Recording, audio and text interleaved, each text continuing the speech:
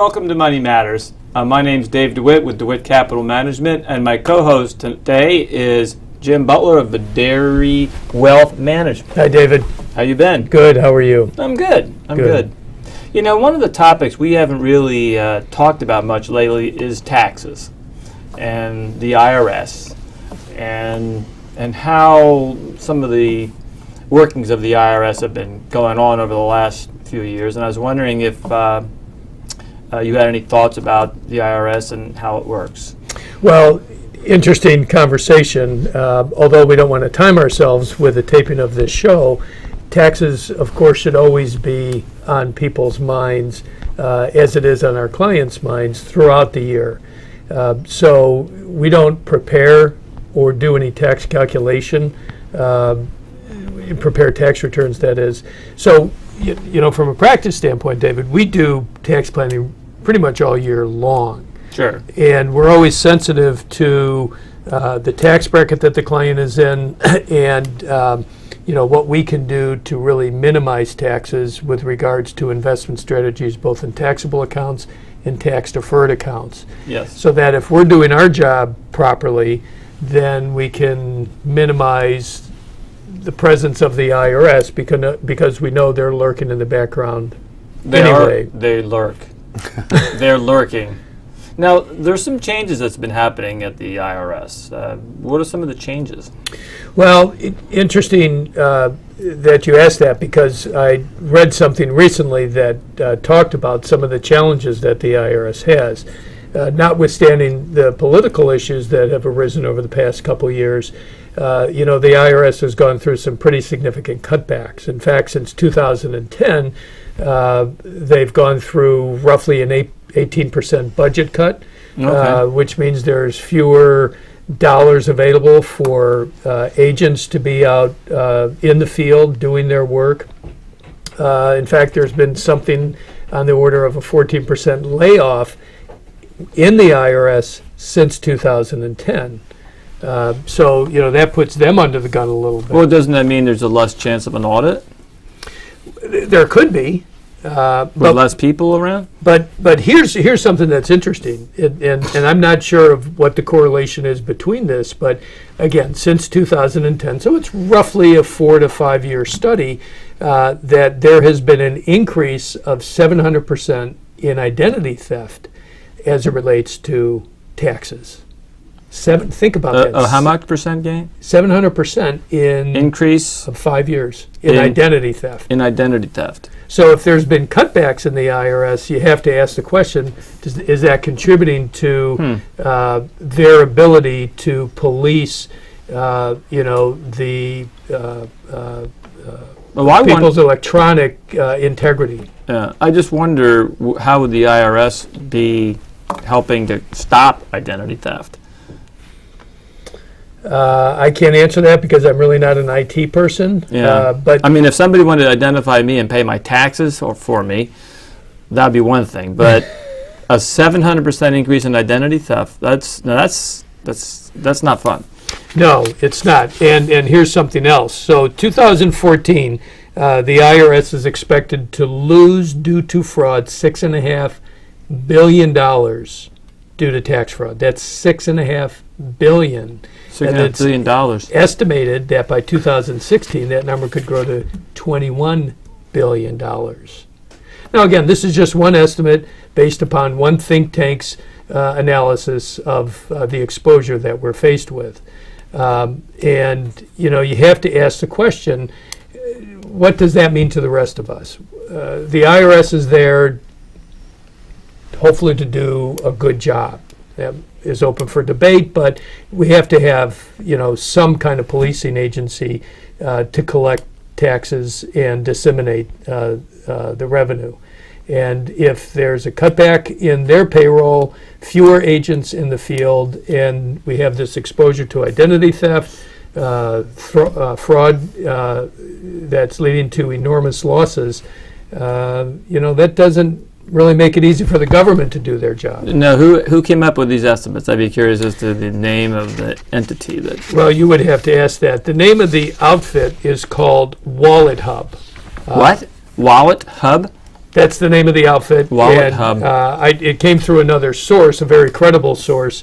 I can't. But yet that's not important. What's important is you're saying they're estimating $6 billion in fraud to $21 billion in how long? In 2 years. In a 2 years. time period. 2 years. The point is, there's exposure. And I don't think there's much that we can do about it other than to protect our clients and make sure that we're doing the right thing, not only from a strategy standpoint, but then, of course, helping them with regards to tax reporting. Well, I'm curious about identity theft. I mean, how does identity theft happen? Did you look into that at all? I mean, does you leave your credit card lying around, or somebody get your social security number?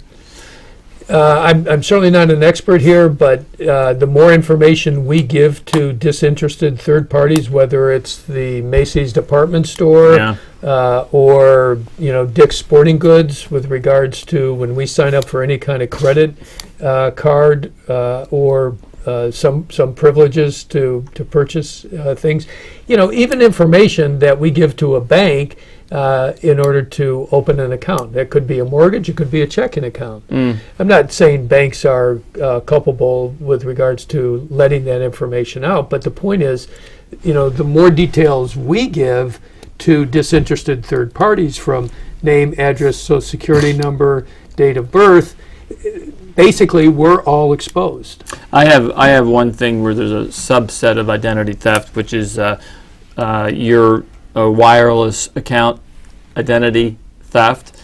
And I know a person who they were called up by, they thought was Verizon, and they said, we're checking on your account. We want to verify your username and password for your Verizon account to make sure that that things are working properly. So you never give away your password to anything if anybody asks, because that's not something they ever asked. So this person found out that their Verizon bill for 1 month was like $3,000 because somebody had used their username and password to transmit all sorts of data.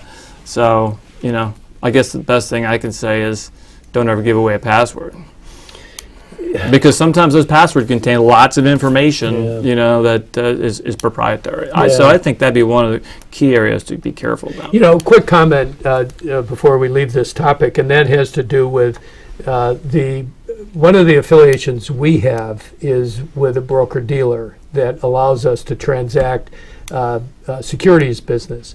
They're in the background for the most part to a lot of our clients, but they supervise and oversee our emails, both incoming and outgoing. Over the past few years, they've put the clamps on with a security system of all emails that go out, to the point where clients have to initially go through a process with an ID and password in order to even read our emails. Now, at one level, it's an inconvenience because they have to go through the extra steps. On another level, it's all about protection.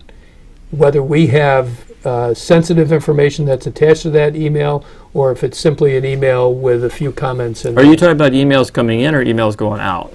Well, it's primarily emails going out. Okay. It's primarily on the outbound. So if you want to send an email to a client, what are the hoops you have to step through again? Well, we don't have to, because we go through an encryption process. That's just part of the protection that they've put in place for us. Right. But from the client's standpoint, all they really need to do, it's pretty simple, but it's a few extra steps insofar as signing in, creating a login, and a password, which they then need to keep track of. So for future emails that come from us. It's an inconvenience. It's for their protection, but in some cases, it can be I don't want to say a source of aggravation, but sometimes we're not willing to go through those extra steps. So before we go off too far, I know we're going to have a question coming up soon, but give us some more tidbits about what's happening over at the IRS that you're aware of. Well, so here's something else that I found interesting, and let's see if I can put my hands on it. This one actually is interesting. Again, these are estimates based on their best analysis. Okay. And the Affordable Care Act, of course, is very young, but there are 6 million households expected to pay a penalty for not having appropriate health coverage, which translates to no health coverage. If you don't have enough health coverage and you're required to have it, you're subject to a penalty. How would the IRS know whether you had it or you didn't? I don't know that chain, that reporting chain, other than the IRS is responsible to collect that. Mm-hmm. That's a pretty big number. Yeah.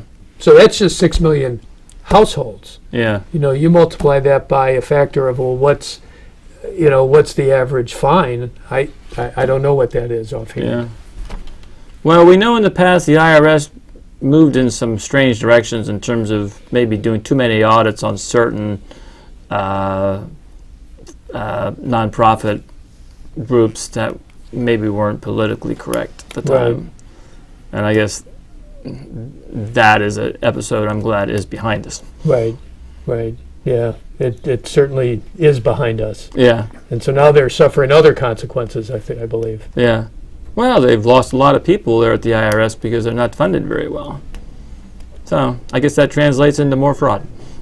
It could. Which could jump from 6 billion to 21 billion from just 2 years. Well, you know what? We have a question from one of our readers or watchers, people who watch our show. Okay. And this question is from Martin Jenkins of Berwyn, and he said, "What are the advantages of ETFs versus mutual funds?" Interesting question, and I'll keep it as short as I can. ETFs offer a tax-efficient and low-cost way to gain exposure to a market sector. ETFs have exploded, David, as you know, over the recent past. There's a lot of them. And not only do you have equity or stock ETFs, but you also have fixed income ETFs, and now there are actively managed ETFs that are in the marketplace. If we keep the conversation focused more on the plain vanilla or equity and fixed income, the easy way to understand an ETF, of course, it's like an index fund. It takes a sector, whether it's the S&P 500, the Russell 1000, the Russell 3000. In other words, you pick a major index, and you can get an ETF that holds those positions. So that's the advantage, is that you... Well, so you gain exposure to the sector. Yeah. It's tax efficient because if you're holding that position, which trades like a stock, so you can buy it in the morning and sell it in the afternoon. So there's more liquidity than a mutual fund. Yes, there is more liquidity than a Right. mutual fund. Consequently, it's tax efficient because you control your capital gains, not the mutual fund. Yep. And the cost structure of ETFs is significantly less than actively managed funds. Okay. So those are the advantages of an ETF. Probably the biggest limitation falls under the active management umbrella, which is that's the one thing you give up anytime you move into passive management. Right. And that's a topic for another conversation because there's active management that takes place, and certainly there are many talented folks that bring a lot to the table. Well, that's a great answer, Jim, and I hope that Martin Jenkins is watching to have gotten the answer. So that's a very good answer. So now, if you have a question you'd like to have answered on Money Matters, you can just watch the tape.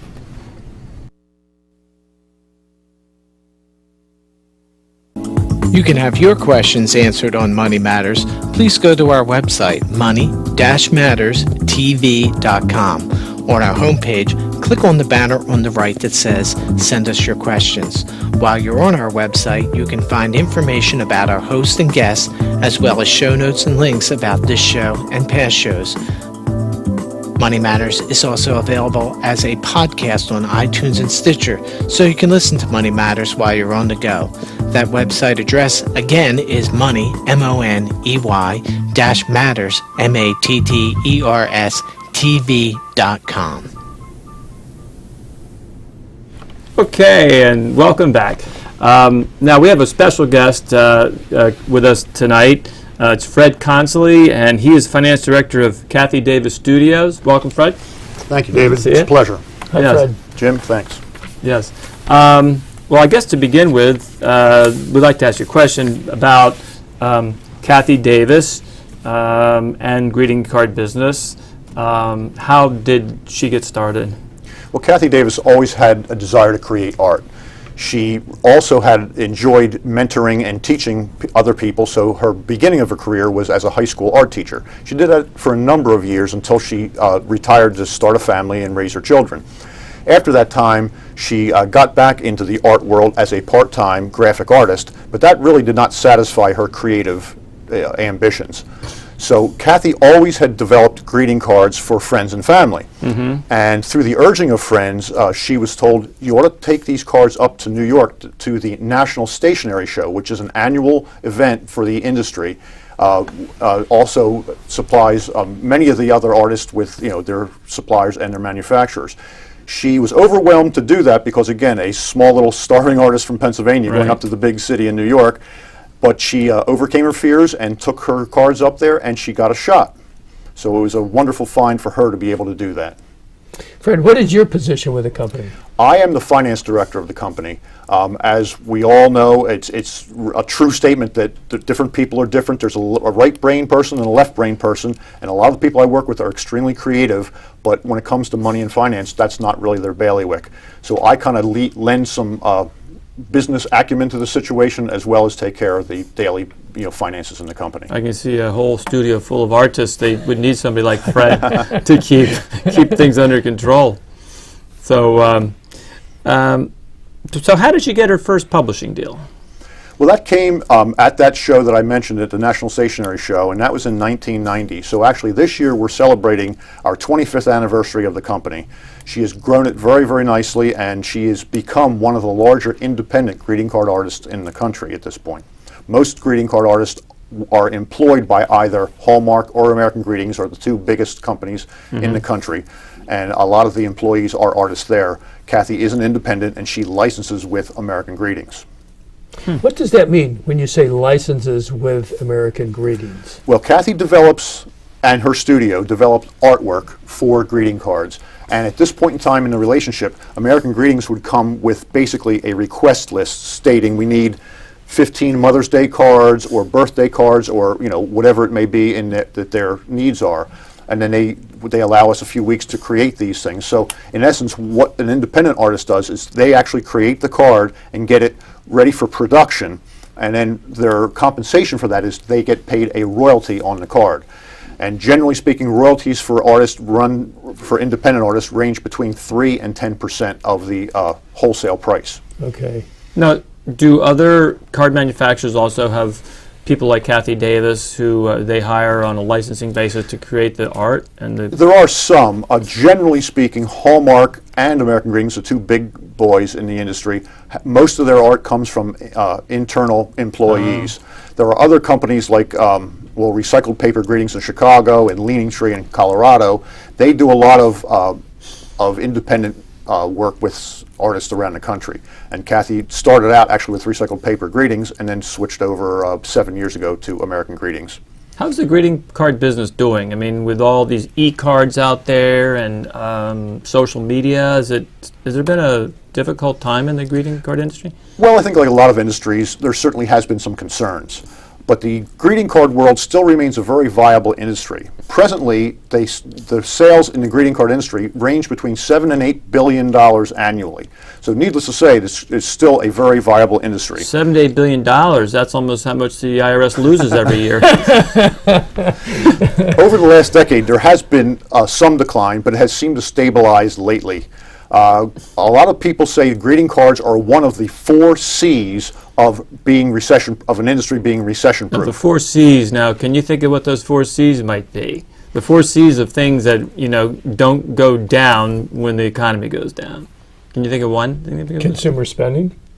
Well, actually, it's a little more specific than that. The 4 C's are candy, cigarettes, greeting cards, and cosmetics. That generally speaking, when the economy is poor, people will still spend on those 4 items. And in the greeting card realm, which is of course what we're discussing today, a lot of times if people times are tight and people don't have a lot of money, they may not be able to afford sending a gift to their loved one, but they will still send a greeting card. So that's one of the things that makes the industry somewhat recession-proof. What kind of growth has the studio experienced, say, over the past 5 years or so? It's grown very nicely. Again, with our relationship with American Greetings, it has really opened a lot of avenues for Kathy Davis Studios. Again, with all the doors of retail space that they presently have, Kathy was able to get a lot more distribution than she had previously. So she has had a growth rate of somewhere between 20 and 25% over the past 4 years, which has been tremendous. Wow, that's a lot. So Kathy Davis Studios presently creates over 1,000 greeting cards a year. Because what you must understand is if you had a handful of greeting cards published, you really don't make a lot of money at a relatively low royalty rate. So it's a matter of being prolific and getting a lot of cards out into the marketplace to make So when you say 1,000, Fred, that's 1,000 different cards, and then each of those will go into production of what quantity, for example? That's totally dependent upon the manufacturer. In our case would be American Greetings, and that depends on where their placements are going to be, as well as the season and what type of card it is. Of course, holidays like Valentine's Day and Mother's Day are very big for the greeting card world, and therefore those cards will be produced in greater volumes than, let's say, another card, maybe a Thanksgiving card or Halloween card. Is it true that Hallmark created Mother's Day? There's a lot of speculation about how that was actually created, as well as some of the other holidays like Grandparents' Day and so forth. But Yeah, Grandparents' Day, I'm sure. I think that it wasn't really the greeting cards companies that created it, but they certainly have been very fortunate to have those. When I was a kid, I was wondering why there wasn't a Children's Day. Haven't we all said that as children? Of course, of course. And you know what the answer was? Every day is Children's Day. Of course, of course. Right. I think Kathy Davis should create a new day, a new holiday, Children's Day. I'll have to remember that, sure. Actually, David, all we have to do is leave it to the government. Every time we turn around, there's another holiday that seems to be coming out. Something That's right. to celebrate. Yeah. Cards to celebrate that. Sure, sure. You know, one of the things of, I mean, there's so many artists out there. There's so many, people that want to get into the art business. And what does it take, for a person to persevere? I mean, that's an entrepreneurial thing. And for an artist to be entrepreneurial and be successful, what are the characteristics? I think one of the greatest successes for Kathy in particular is her ability to relate to people. Her writing, her copywriting inside the greeting card really resonates with her customers. We get a tremendous amount of feedback through the website and so forth of customers that say, I bought this greeting card and it says exactly the sentiment I wanted to express. That's what really makes, I think, Kathy's world unique, is her ability to combine beautiful artwork with expressive copy. Because one of the industry guidelines is the front of the card, the artwork, will get the card picked up out of the rack, but the inside copy is really what sells the card. Right. Have you found that to be true when you go out and pick out a card? Absolutely. Yeah. No question. And I am one of those that in our family, we're constantly buying cards. Absolutely. Thank you very much, by the way. When one of us, when my wife or I travel and we leave town, and the one of us stays back home to take care of the kids, very often we'll leave a card or two. It's just one way of another touch to somebody. It really is. Do you have a sample or two that you can share with our audience? I did bring a few of Kathy's designs along, and I'll be more than happy to share them with you. This happens to be a Mother's Day card that was created, and again, her ability to connect with the sentiment as well as the particular holiday is very, very important, for her. So she has done a great job with emotional type, connecting cards. She's a great connector of emotions for other people find. I can see why. I mean, it says, when I look at you, I see love at its very best as you inspire, encourage, console, and advise.